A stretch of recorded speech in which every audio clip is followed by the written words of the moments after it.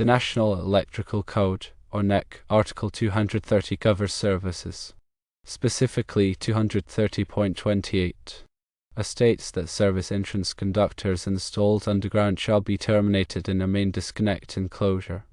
230.28 B further clarifies that the main disconnect enclosure shall be located at a readily accessible location either inside or outside the building. Article 250 addresses grounding. According to 250.3 B2, the grounding electrode shall be connected to the grounding electrode conductor by means of a grounding electrode connection. Furthermore, 250.64 A1 dictates that the grounding electrode connection shall be made outside the building at the service entrance. The NEC does not explicitly mandate that the service meter and service riser mast be mounted directly on the structure.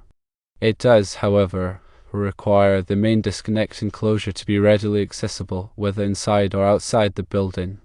It also stipulates that the grounding electrode connection be made outside the building at the service entrance. It is crucial to understand the role of local electrical codes. These local codes may impose additional requirements concerning the placement of the service meter, service riser mast, and grounding electrode connection. Always consult with the local electrical inspector to ensure compliance with specific local regulations. Concerning temporary service, the NEC does not provide detailed requirements specifically for temporary service installations. However, some general guidelines are typically followed. Firstly, temporary service is generally utilized for construction sites, fairs, and other short-term applications. Secondly, temporary service usually connects to a temporary service mast, which is mounted on a pole or another suitable structure.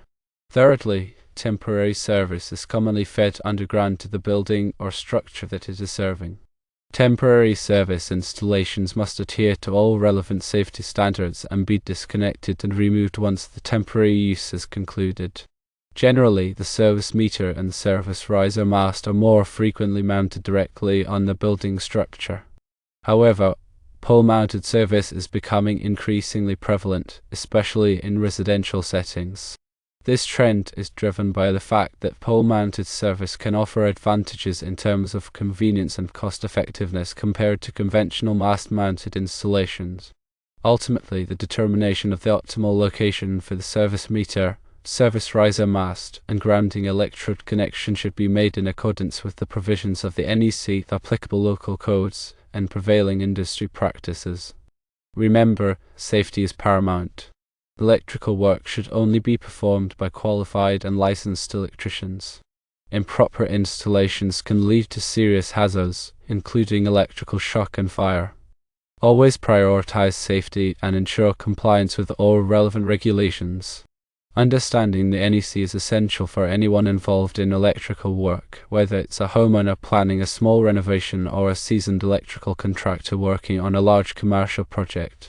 The NEC provides a comprehensive set of guidelines for electrical installations, ensuring safety and preventing hazards. By adhering to the NEC and consulting with local electrical inspectors, you can ensure that your electrical installations are safe, reliable, and compliant with all applicable regulations. The information provided here is for educational purposes only and should not be considered a substitute for professional electrical advice. Always consult with a qualified electrician for any electrical work or installations. Electrical codes and regulations are subject to change, so it's important to stay up to date on the latest requirements. Local jurisdictions may have their own specific amendments or interpretations of the NEC, so it's essential to check with your local electrical inspector for any additional requirements. Understanding the different types of service entrances is also important. Service entrances can be overhead or underground, depending on the location of the utility power lines. Overhead service entrances typically use a service riser mast to bring the power lines down to the meter and disconnect. Underground service entrances typically use underground service entrance, or use cable to bring the power lines from the transformer to the meter and disconnect. The choice between overhead and underground service entrances depends on various factors, including aesthetics, cost, and local regulations. Grounding is a critical aspect of electrical safety. Grounding provides a low-resistance path for fault current to flow back to the source, tripping the circuit breaker and preventing electrical shock. The grounding electrode system typically consists of a ground rod, ground plate, or underground water pipe that is connected to the grounding electrode conductor. The grounding electrode conductor is then connected to the service neutral and the equipment grounding conductors. Proper grounding is essential for protecting people and equipment from electrical hazards. Bonding is another important aspect of electrical safety. Bonding involves connecting all metal parts of the electrical system together to create a low impedance path for fault current. Bonding helps to equalize the voltage potential between different metal parts, reducing the risk of electrical shock. The equipment grounding conductors are used to bond metal enclosures, conduits, and other metal parts of the electrical system. Surge protection is also an important consideration, especially in areas that are prone to lightning strikes.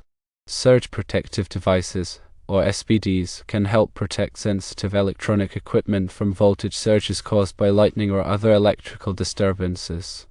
SPD are typically installed at the service entrance and at branch circuits that serve sensitive equipment.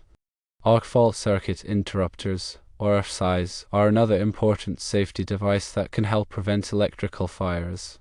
RFCs detect arc faults, which are dangerous electrical discharges that can occur when wires are damaged or connections are loose. RFCs trip the circuit breaker when an arc fault is detected, preventing the arc fault from igniting a fire. Ground fault circuit interrupters, or GFCIs, are another type of safety device that protects people from electrical shock. GFCIs detect ground faults, which occur when current leaks from the electrical system to ground. GFCIs trip the circuit breaker when a ground fault is detected, preventing electrical shock. GFCIs are required in wet locations such as bathrooms, kitchens, and outdoor areas. Electrical panels, also known as load centers or breaker boxes, distribute electrical power to the different circuits in a building. Electrical panels typically contain circuit breakers that protect each circuit from overloads and short circuits. The size of the electrical panel depends on the size of the building and the amount of electrical power that is required. Circuit breakers are essential safety devices that protect electrical circuits from overloads and short circuits. Circuit breakers trip automatically when the current in a circuit exceeds the breaker's rating, preventing damage to the wiring and equipment.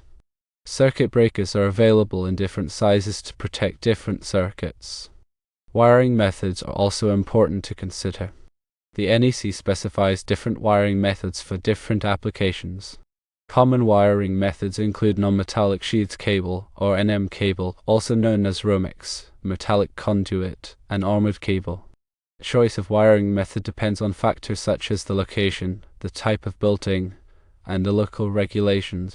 Electrical boxes are used to enclose electrical connections and protect them from damage. Electrical boxes are available in different sizes and shapes to accommodate different wiring configurations. The NEC specifies the types of electrical boxes that are permitted for different applications. Conductors, also known as wires, are used to carry electrical current. Conductors are made of copper or aluminum and are insulated to prevent electrical shock. The size of the conductor depends on the amount of current that it needs to carry. The NEC specifies the allowable ampacities of different conductors. Electrical outlets, also known as receptacles, provide a convenient way to connect electrical devices to the electrical system. Electrical outlets are available in different configurations to accommodate different types of plugs. The NEC specifies the types of electrical outlets that are permitted for different applications. Lighting is an important aspect of electrical design. Lighting can be used to provide illumination for tasks, create ambience, and enhance safety.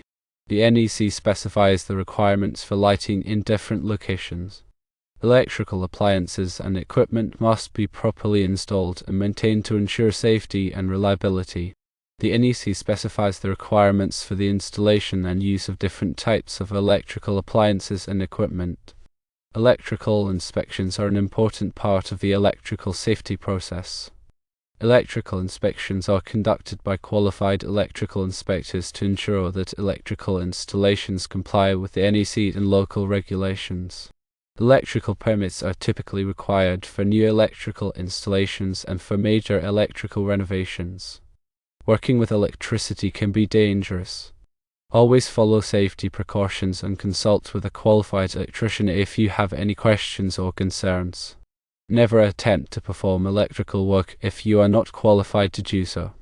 Always turn off the power before working on any electrical circuit. Use insulated tools and wear appropriate personal protective equipment. Be aware of the potential hazards of electricity and take steps to protect yourself from electrical shock. By following these safety precautions, you can help prevent electrical accidents and ensure that your electrical installations are safe and reliable. Remember that this information is for general guidance only and should not be considered a substitute for professional electrical advice. Always consult with a qualified electrician for any electrical work or installations.